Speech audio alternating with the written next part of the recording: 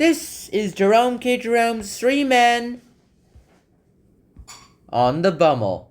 Obviously, I was always going to make a movie, like a video about 3 men on the BUMMEL. So, don't be surprised that I just really did it. Let's get this started with. 3 Men on the BUMMEL is a sequel towards 3 Men in a Boat. It's set like 12 years after the ending of 3 Men in a Boat. And this time, instead of like actually being on an actual boat, on an actual river, which is known as the Thames, they decide to go on a bicycle trip, like a bicycle tour of Germany.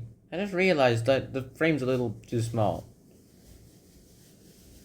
Yeah, that should do it, right? They go on a bicycle tour of Germany, and as a result of all this, they are on a pretty big spree as well, too. These 3 men decide to go on with their lives. They may be 12 years older, they have wives, and some have kids, but they're not wiser. They haven't grown much wiser since those 12 years.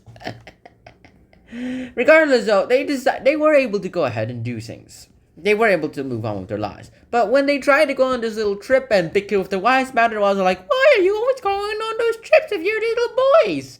Don't you ever want to stay with your kids? Yeah, but I like being with the boys. Alright, last time, okay? And as soon as they win their bickering argument, they decide to go pack up on their trip. George becomes the brains of the whole trip. Harris is like the comedic relief. Harris is more or less the comedic relief, the clown of the trip, as well as, for some reason, the one who keeps all the pounds. How do you draw that again? Ah, yeah, like this. All the pounds of the money, and even changes them into German marks. I don't know why they gave it to the clown, but who knows? And Jade, aka Jerome, is like the one who just keeps all the belongings. This will become pretty useful information later.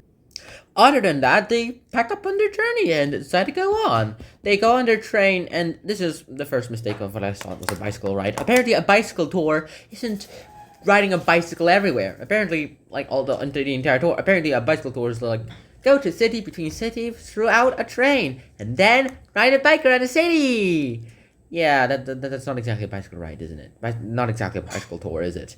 Well, apparently it's still comedically relief, so he even puts in a little anecdotes. My favorite being about, like, the one where they talk about where Jay just goes ahead and talks about his ancient poetry class. Like, in the ancient days, when he was a little schoolboy in grammar school, he would go ahead and take this English literature class. They were discussing this poem, and then the teacher made the teacher made them recite something from the poem by using their own words and accidentally bullying a little kid who wasn't listening at all.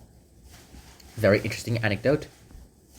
Of course, in the end, they all went on the trip anyway. They went through all those cities of Berlin, and like all the cities in like Germany, and they meet some pretty good people. And one of them being this woman named Frau Blatt, who tells them about the culture of Germany. And they meet her husband, whose name is Herr Blatt, and he talks about the politics and gives his opinions on German politics. Germans are very law-abiding citizens, and they will do anything for their fatherland, or I suppose they could call it motherland, but yeah, it's the fatherland. They will do anything for their fatherland, because the motherland is Russian. Fatherland is the Germans. Yeah.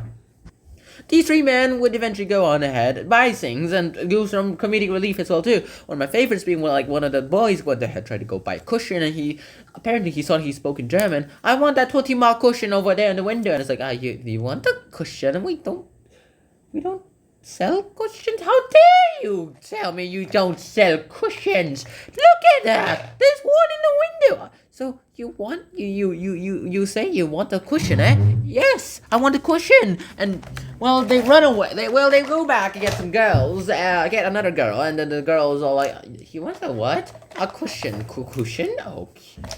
Are you sure that's what you want, mister? Yes, I want cushion. I'm not leaving without cushion." And then they say, "If you get cushion, will you leave?" And they say, "Yes, 20 mark cushion. Yes, 20 mark cushion." And then they send the girl towards him, the first girl towards him, and she kisses the guy, then runs away in shame, like in embarrassment with the apron, and then is like, "What the heck just happened?" Leaves the 20 marks behind anyway, and just leaves. And then he tells his friend about it, and he's like, "Oh, what did you want?" I wanted to buy a cushion. No, what was the German word you said? Kuss. Ah. In German, the word for cushion is kissen. Kuss means kiss. So, yeah, you're not the first one who has muddled that up. That was pretty funny as well, too. But that was worth the 20 marks, especially the girl he kissed. Never gonna meet her again. He's never gonna be able to talk to her. And then they go along with the journey. And I had one of the most funniest anecdotes ever, too. Another one time, Jay apparently got into a little trouble of allegedly stealing a bike, even though he thought it was his, and then realizing that his was already at the station, and was like, oh my goodness gracious, what just happened here? And he went ahead, got into trouble with the police, and the police are like, you, go to court, police court, now. And he goes to the police court, testifies his case, realizes that he's not German, and then they just let him go. George is outside waiting for the guy, and he's all like, what the heck is taking them so long? But Jerome and Harris have went the other exit. They went home, and they're like, where the heck is George? He must have left without us, says Harris.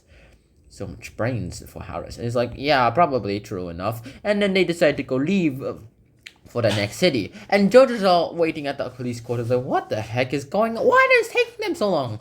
Okay, you know what? I'm leaving. I'm going back to the hotel. Wait for them there. And he went to the hotel. And as soon as he went to the hotel, he realizes that nothing is there. Even his belongings aren't there. There's literally no money left. And the only money he has left is all that's left in his pocket, which was like 48 marks. So it's like barely enough to buy a third class ticket. It's like, where the heck are they? Where's my ticket? They even took his tickets for some reason, and yeah, this is not going to be one of the greatest things that they've ever done. Jerome and Harris realize what they've done, and they realize that all they can do is just wait there. And while George is going through some comedic trouble, he buys the ticket and just the train, like a moving train that's going towards the city. He sits there, realizes that he's in the first carriage class.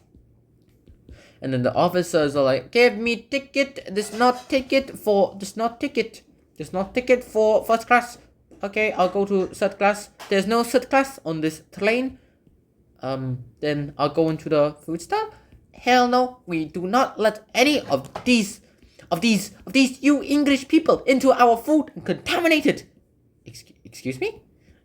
And so they just suggested something. Like, I imagine the next thing that he would do is like he would be riding on top of the roof of the train, feeling the wind behind him, and he's all like, ah, yeah, that kind of thing. But they just let him sit in the hallway, and yeah, because they wouldn't let him sit in first class.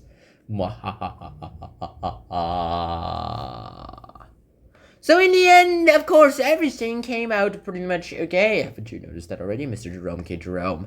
Streaming on the BUMMEL, they finally reunite and they finish their journey and having a little anecdote about finding out what this German drinking game is. Afterwards, just ending their journey. Harris is all like, George is all like, this is a good BUMMEL, says the German word, and then it's like, Harris is like, what is a BUMMEL? And then Jerome J himself goes ahead and explains that a BUMMEL, and I quote, I explained I should describe as a journey, long or short, without an end, the only thing regulating it being the necessity of getting back within a given time to the point from which one started. Sometimes it is through busy streets, and sometimes through the fields and lanes. Sometimes it can be spared for a few hours, and sometimes for a few days. But long or short, but here or there, our thoughts are ever on the running of the sound. We nod and smile to many as we pass. With some, we stop and talk a while, and with a few, we walk a little way.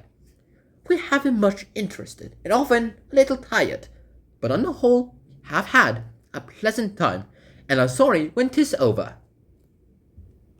And that's the end of streaming on the BUMMEL summary. I really hope you guys enjoyed this 9-minute video. You definitely didn't. I make too many long-form videos when no one's gonna watch them. Very bad business model. But until then, Shihon out, peace. Bye-bye.